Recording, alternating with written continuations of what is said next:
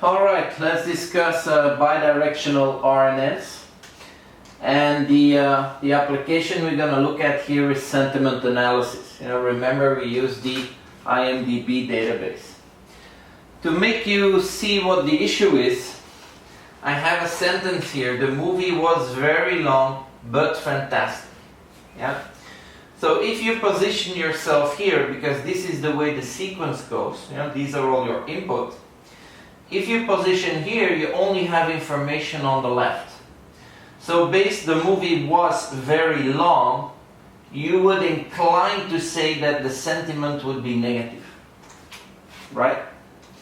However, if you would have the information on the right, in this case, it would turn it from negative to positive.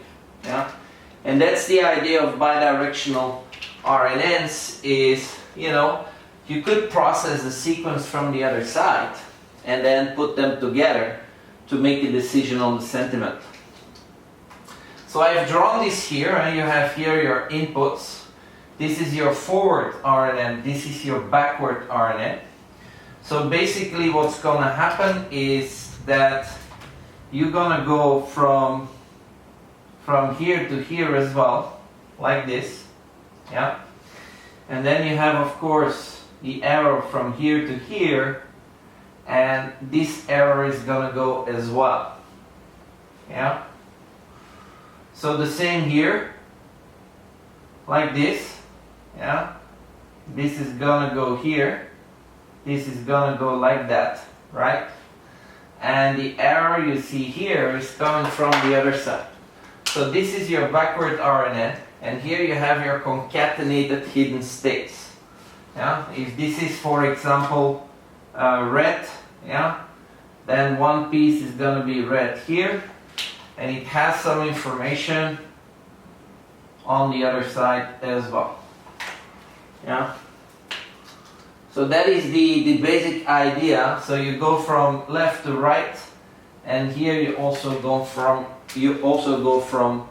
right to left. All right. Before we move on, let me just make things a little bit more clean. I will use this as the backward RNN, but of course here you have the forward RNN.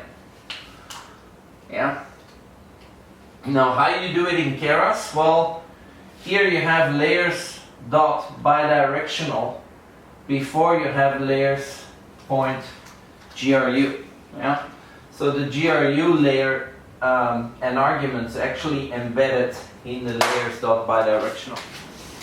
All right, and we're gonna do a coding session on this bidirectional. Yeah. So we're gonna do GRU on the temperature data set, temperature data set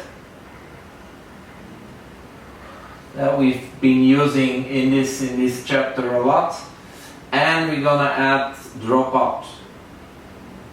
All right, so we're not gonna go and stack layers, and the main reason is because it takes so long. Okay. So let's see what the results are.